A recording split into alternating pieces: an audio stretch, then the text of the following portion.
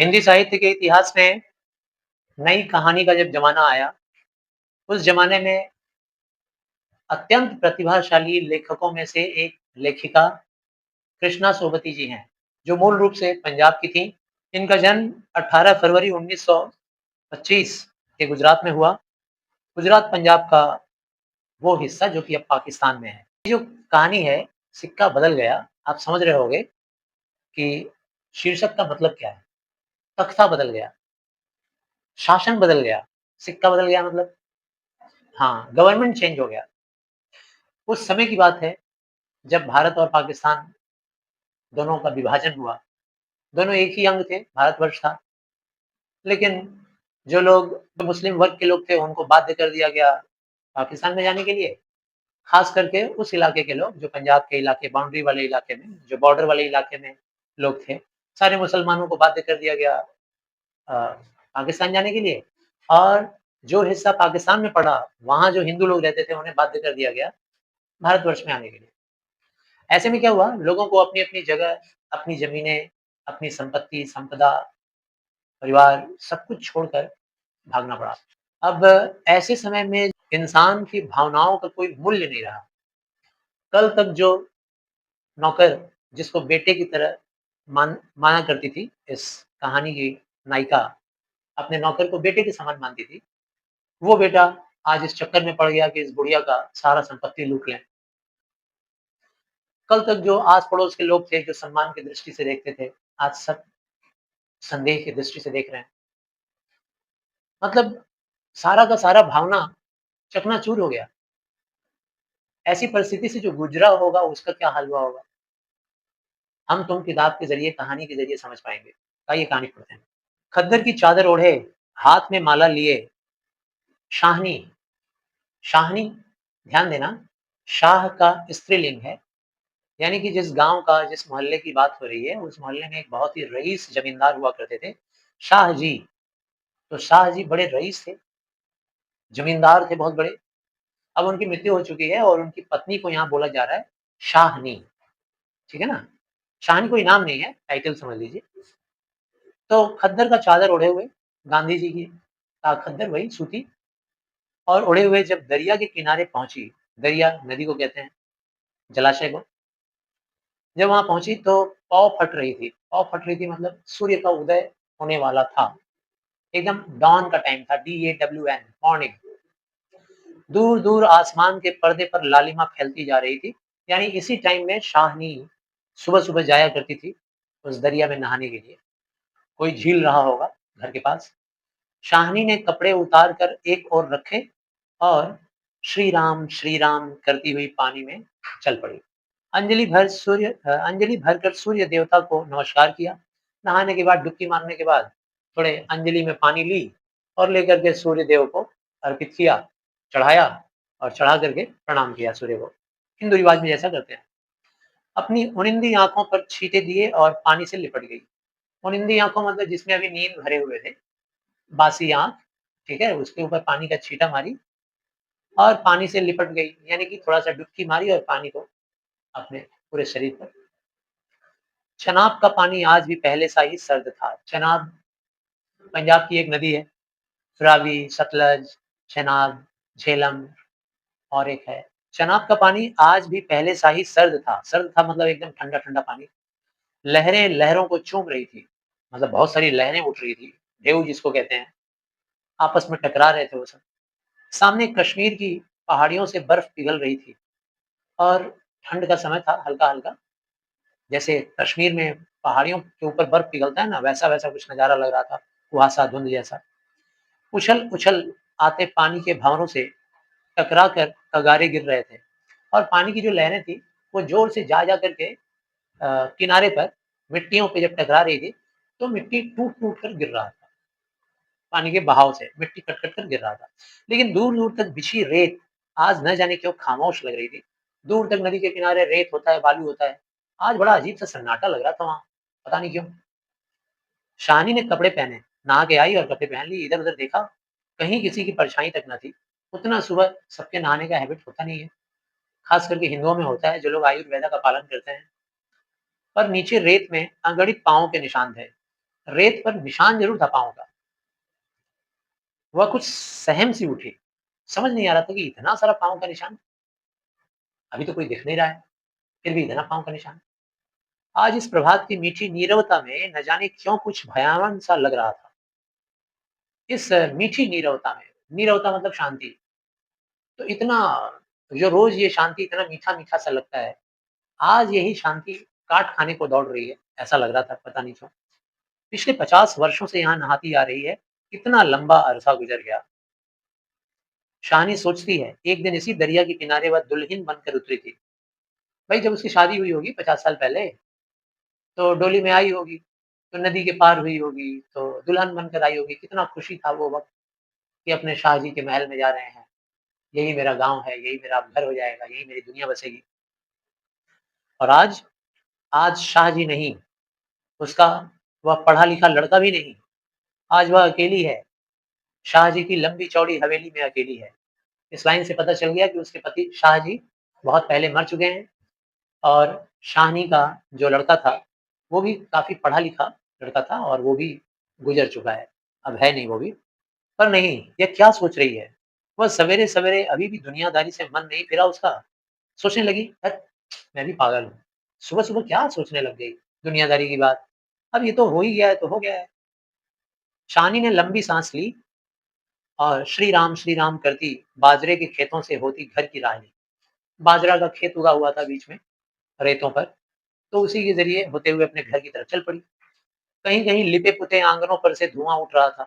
उस ज़माने में कच्चे मकान थे। सुबह-सुबह सब लोग उठ जाया करते थे, स्नान वगैरह करके घर में रसोई शुरू हो जाती थी। तो किसी मकान के अंदर से धुआँ वगैरह निकल रहा है, वो भी दिख रहा था। टन-टन बैलों की घंटियाँ बज उठती हैं। सुबह-सुबह जो हल चलाने वाला किसान है, वो हल-फाल अपने कंधे पे लाद कर बैल को लेकर खेतों की तरफ चल रहा है, तो घंटी बज रही है बैलों की टन-टन। फिर भी फिर भी कुछ बँधा-बँधा सा लग रहा है, सोच रही है फिर भी कुछ तो गड़बड़ है, कुछ लग रहा है अलग है।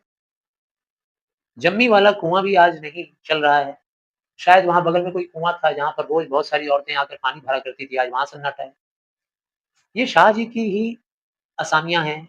सोचने लगी कि जो आस-पास में लोग रहती हैं, सब तो हमारे पति की ही असामियाँ हैं। असामी बोलते हैं वो लोग जो डिपेंडेंट होते हैं। पुराने ज़माने में छोटी जाति के जो लोग होते थे, बड़ी जाति वाले लोग, ज़मींदार लोग, उनको अपने यहाँ बसा देते थे। थोड़ी-सी ज़मीन दे देते थे, कहते थे यहाँ मिट्टी का घर बना लो, घास-फूस छप्पर डाल के, वहीं अपना संसार जमाओ और हमारी खेती कर दिया करो उसके बदले में। हमारा आम का बगीचा है, उसकी रखवाली कर दिया करो। तो ऐसे लोगों को असामी कहते हैं। उनको कोई पेमेंट नहीं देना पड़ेगा। बस ज़मीन दे दिए हैं रहने के लिए और हमारा खेती करो, हमसे खाना लो, अपना घर जाओ। उनको असामी कहते हैं। शाहजी ने नज़र उठाई, यह मीलों फैले खेत अपने ही हैं। शाहजी नहीं, यहाँ मिसप्रिंट है शाहनी। शाहनी ने नज़र उठाई और दूर तक देखने लगी कि मीलों तक फैले हुए सारे खेत अपने ही तो हैं। भरी-भराई नई फसल को देखकर शाहनी किसी अपनत्व के मोह में भीग गई। यानी कितना हरा-भरा लहलहाता खेत था चावल का, गेहूँ मतलब हर चीज़ का जो भी रहा होगा उस वक़्त या चावल या गेहूँ, तो खुश हो गई कि सब कुछ अपना ही तो है। यह सब शाहजी की बरकतें हैं, बरकतें मतलब बढ़ोत्तरी। हमारे पति ने ही ये सब बढ़ाया है काम-धंधा, व्यापार। दूर-दूर गाँव तक फैली हुई ज़मीनें, ज़मीनों में कुएँ सब अपने हैं। साल में 3 फसल, ज़मीन तो ज़मीन तो सोना उगलती है। शाहनी कुएँ की ओर बढ़ी, आवाज़ दी, "शेरे, ओए शेरे, हुसैना, हुसैना!" आवाज़ दे रही है। थोड़ा आगे बढ़ी, तो अब तक इस पैराग्राफ में हम लोग ये समझ चुके हैं कि उसको इन सारे ज़मीनों से, ज़मीनों के ऊपर उगे हुए फसलों से, अपने महल से, इस माहौल से पूरा प्यार था, क्योंकि 50 साल वो यहाँ शादी के बाद अपना गुज़ार चुकी थी। अपना पति को भी याद की, अपने बेटे को भी याद की, इसी के ज़रिए हम लोग को इंट्रोडक्शन मिल चुका है कि अब वो अकेली है और ये जो शेरे, शेरे बुला रही है, ये वही नौकर है जिसको वो अपना बेटा जैसा दर्जा देती है। शेरा शाहनी का स्वर पहचानता है, वह ना पहचानेगा? अपनी माँ जैना के मरने के बाद वह शाहनी के पास ही पल कर बड़ा हुआ है। शेरा जो था, उसकी माँ जब मरी, तो बचपन से ही शाहनी ने उसको पाल-पोस कर बड़ा किया। उसने पास पड़ा गणासा शटाले के ढेर के नीचे सरका दिया।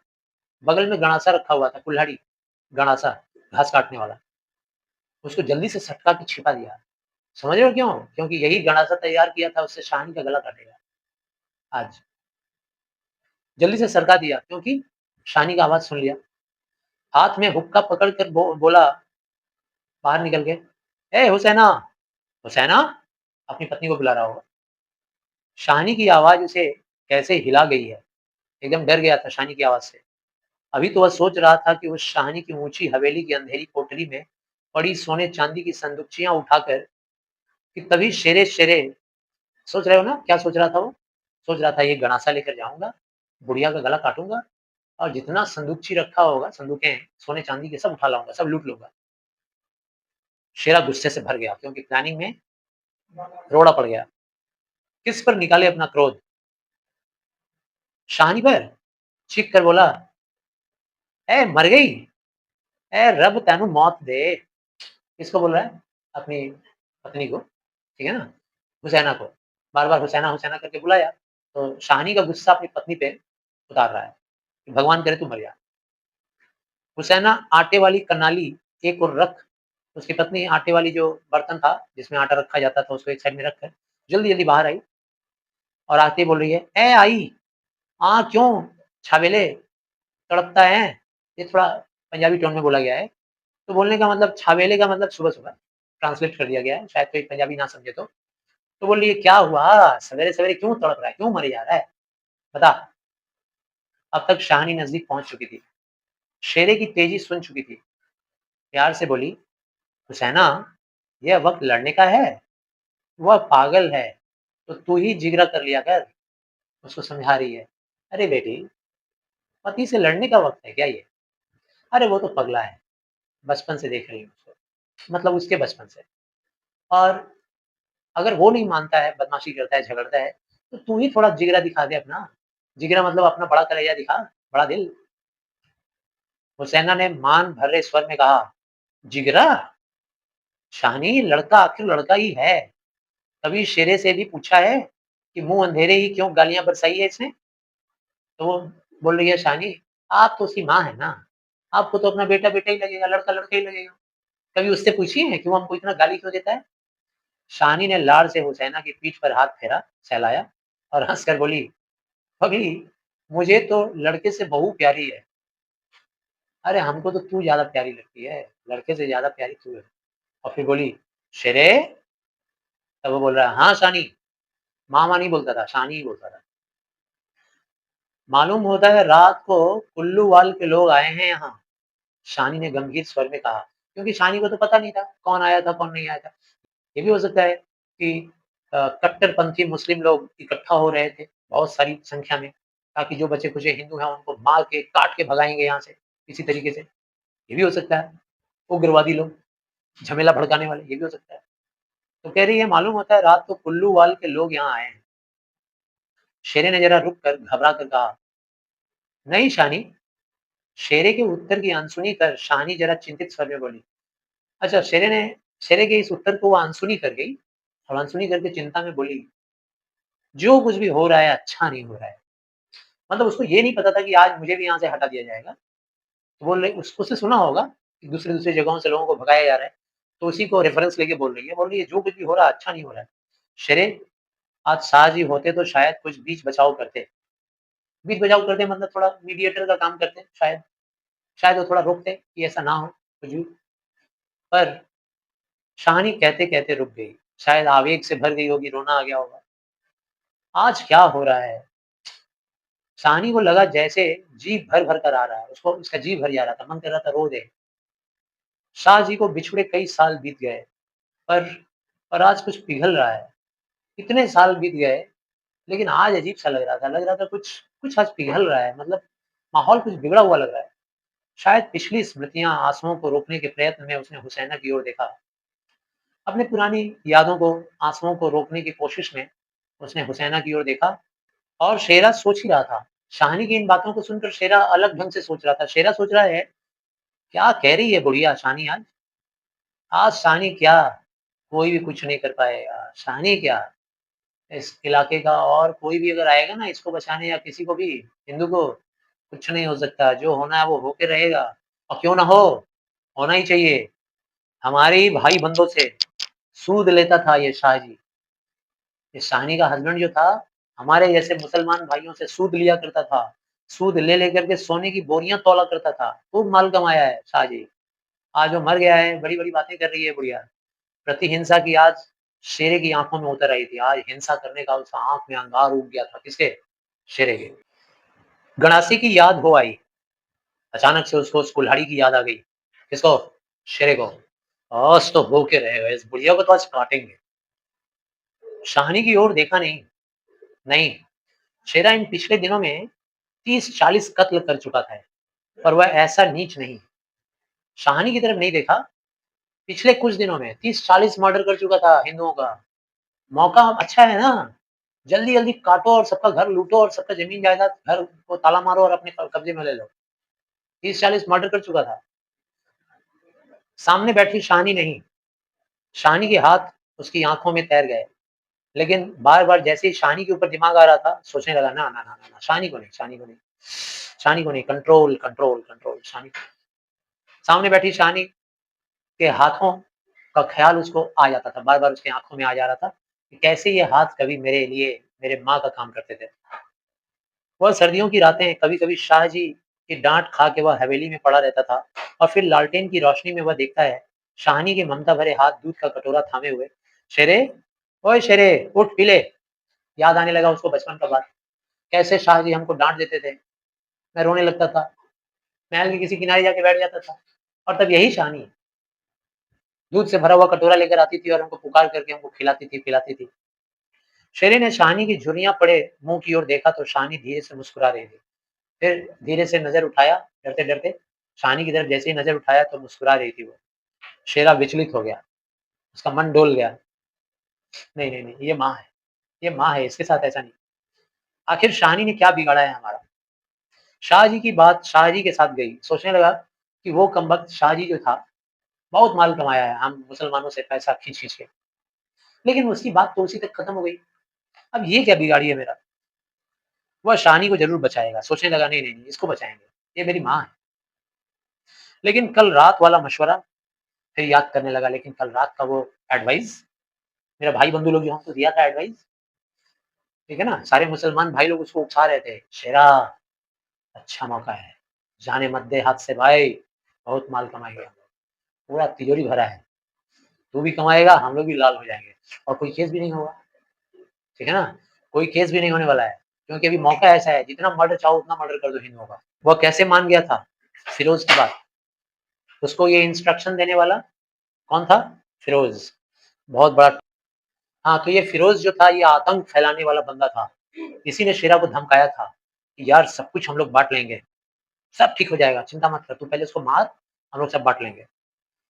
लेकिन अभी शेरा क्या बोल रहा है? शानी चलो तुम्हें घर तक छोड़ आऊँ।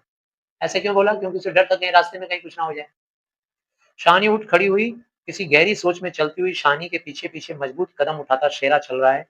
शानी उठ खड़ी हुई और कुछ चिंता करते-करते आगे बढ़ रही थी और इधर शेरा उसके पीछे-पीछे मजबूत कदम धाम-धूम आवाज़ करते हुए मजबूत था ना, चल रहा था।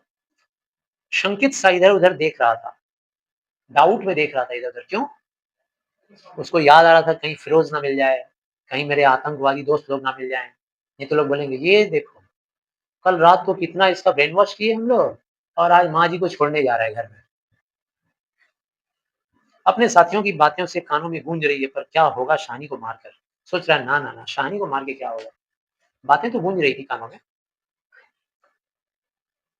शानी? उसने बोला। वो कह रही है, हाँ शेरे। शेरा चाहता है कि सिर पर आने वाले खतरे की बात कुछ तो शानी को बता दे, मगर वो कैसे कहे? अब शेरा यही चाह रहा था कि थोड़ी-सी बात इसको जानकारी में दे दे, लेकिन कैसे बोले? फिर बोल रहा है, शानी? शानी ने सिर ऊँचा किया, आसमान धुएँ से भर गया था। फिर वो बोली, शेरे? शानी ने सिर ऊँचा किया, आसमान धुएँ से भर गया था। धुएँ से भर गया था मतलब ये कोई चूल्हे की आग नहीं थी। किसी के घर में आग लगा दिया था मुसलमानों ने, किसी हिंदू लोगों का घर जला दिया था और वही आग उठ करके आकाश में फैल गया था। तो शानी कहती है, शेरे? अच्छा, शेरा अच्छी तरह से ये बात जानता है कि ये जो आग है, ये मतलब ये जो धुआँ है, ये किसी आग का है। जबलपुर में आज आग लगनी थी, लग गई है लग रहा है, उसी का धुआँ उठा है। शानी कुछ ना कह सकी, उसके नाते रिश्ते सब वही हैं।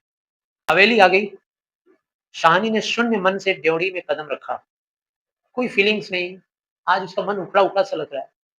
कोई फीलिंग्स नहीं, बड़ा अजीब सी भावना के साथ वो ड्योढ़ी में कदम रखती है चौखट पे। शेरा कब लौट गया उसे कुछ पता नहीं। शेरा उसे छोड़ के लौट गया। दुर्बल सी देह है और अकेली, एकदम पतली-दुबली सी, अकेली सी घर में, बिना किसी सहारे के। न जाने कब तक वहीं पड़ी रही शाहनी। दरवाजे की चौखट पर ही पड़ी रही बेचारी। दोपहर आई और चली गई।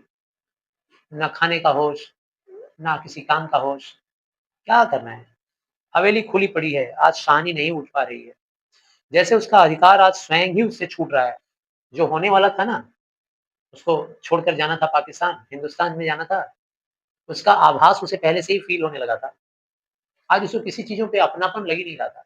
जैसे उसका अधिकार स्वयं ही उससे छूट रहा है। शाह जी के घर की मालकिन, लेकिन नहीं, आज मोह नहीं हट रहा। मानो पत्थर हो गई हो। शाह जी के घर की मालकिन थी, लेकिन ऐसा लग रहा था जैसे आज पत्थर सी कठोर हो गई है। पड़े-पड़े साँझ हो गई। सुबह से शाम हो गई, वहीं पड़ी रही, चौखट पर। उठने की बात फिर भी नहीं सोच पा रही है। पता नहीं क्या लगाव हो गया उस चौखट से, मोह हो गया। इसी चौखट से दुल्हन बनकर उतरी थी, आज कुछ समझ ही नहीं पा रही है क्या करे। अचानक रसूली की आवाज़ सुनकर चौंक उठी। रसूली कोई लड़की है, कोई औरत है, मुस्लिम है ये भी। अंदर से मतलब बाहर से आवाज़ आ रही है, शानी, शानी, सुनो ट्रकें आती हैं लेने। लो, वो आकर कह रही है, शानी तैयार हो जाओ, ट्रक आ रही है तुम्हें लेने के लिए। वो गदर फ़िल्म में देखे होंगे ना, सनी देओल ट्रक चला के ले जा रहा है बहुत सारे लोगों को छोड़ने के लिए, मुसाफिर जाने वाले, ठीक है ना? गाना हो रहा है। तो ट्रक में ही जाते थे एक साथ सैकड़ों आदमी, 150 आदमी, 200, 500 आदमी। उधर से इधर आ रहे हैं, इधर से उधर जा रहे हैं, ट्रेन से जाते थे, आते थे। शानी सिर्फ़ इतना बोल पाई, ट्रकें? और कुछ बोल नहीं पाई। हाथों ने एक दूसरे को थाम लिया। एक हाथ ने दूसरे हाथ को थाम लिया। बात की बाद में खबर गाँव भर में फैल गई। ये बात पूरे गाँव में फैल गई कि शानी को ले जाने के लिए ट्रक आ रहा है। नवाब बीवी ने अपने विकृत कंठ से कहा, अच्छा वो जो रसूली थी वो नवाब की बीवी थी। उसने थोड़ा दुःख भरे कंठ से बोला, शानी, आज तक कभी ऐसा न हुआ, न कभी सुना। गज़ब हो गया, अंधेर पड़ गया।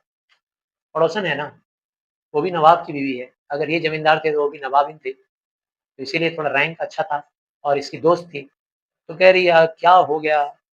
आज तो अंधेरा पड़ गया, गज़ब हो गया, कभी सुना नहीं था, कभी ऐसा हुआ नहीं। शानी मूर्तिवत वहीं खड़ी रही, अंदाज़ा उसको हो गया।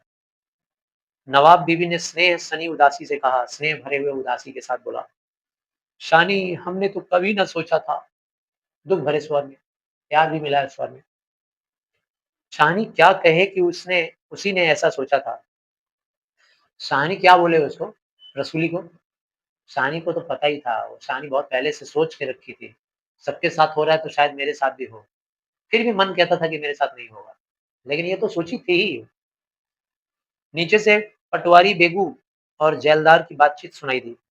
पटवारी क्या होता है भाई? तो उस ज़माने का सीए को बोलते हैं पटवारी, आजकल का चार्टर्ड अकाउंटेंट। और जेलदार मतलब जेल का मालिक, जेलर। तो ये लोग आए थे, नीचे बातचीत खड़े होके कर रहे थे। शानी समझी कि वक़्त आ पहुँचा है।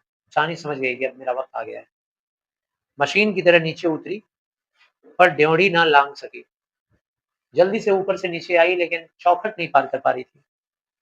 किसी गहरी, बहुत गहरी आवाज़ से पूछा, कौन? कौन है वहाँ? कौन नहीं है आज वहाँ? सारा गाँव है, जो उसके इशारे पर नाचता था कभी। ना जाने कहाँ से उसके मन में आया ये सवाल पूछ बैठी। मतलब चौखट पार करने जा रही थी ना, तो बाहर बड़ी भीड़ सी दिख रही थी। आवाज़ें सुन कर के शानी ने बोला, कौन? कौन है वहाँ? अंदर नहीं, बाहर। अच्छा, कौन नहीं है वहाँ आज? आज तो पूरा मुसलमान बिरादरी वहाँ खड़ा था, जो कि इसके पड़ोसी थे, जो इसको प्यार करते थे। उसमें से 99% लोग दुखी भी हैं, क्योंकि शानी हम लोग के बीच रहती थी, हम लोग इसको प्रेम करते थे। सारा गाँव है भई, जो इसके इशारे पर नाचता था कभी। उसकी असामियाँ हैं सारे, जिन्हें उसने अपने नाते रिश्तों से कभी कम नहीं समझा था। अपने असामियों को भी वो बहुत प्यार करती थी, नाते रिश्तेदारों से कम नहीं, रिलेटिव्स ही मानती थी उनको, जो इसके लिए काम कर शेरा भी तो असामी ही था। लेकिन नहीं, आज उसका कोई नहीं है। आज वह अकेली है, यह भीड़ की भीड़, उनमें कुल्लू वाल के जाट। वह क्या सुबह ही न समझ गई थी? वो समझ गई थी कि ये जो भीड़ है ये अपने नहीं है अब, ये अब पराये हो चुके हैं। और सुबह उसको जो आभास हुआ था कुल्लू वाल के जाटों के बारे में, जो पार्टिकुलरली उन लोगों को भगा रहे थे, मार-मार कर, तड़पा-तड़पा कर, जो हिंदू थे और पाकिस्तान के इलाके में पढ़ रहे थे। अच्छा, उनको अकेला दोष नहीं दिया जा सकता, ऐसा ही कुछ हिस्सा, ऐसे ही कुछ हरकत इंडिया में भी हो रहा था। जो मुसलमान भारत ऑक्यूपाइड प्लेस में थे, बॉर्डर के किनारे, उनको उनके साथ भी ऐसे ही अत्याचार हो रहा था, दोनों तरफ हो रहा था। इधर भी सारे मुसलमानों को मार-मार के, पीट-पीट कर, उनका सब कुछ दखल कर के उनको भगाया जा रहा था। दोनों तरफ हो रहा था। हम लोग ये बात फ़िल्मों के आधार पे ही बताते हैं, फ़िल्मों में देखे हैं हम लोग, किताबों में पढ़े हैं, उसी के आधार पर, देखे थोड़ी ना है।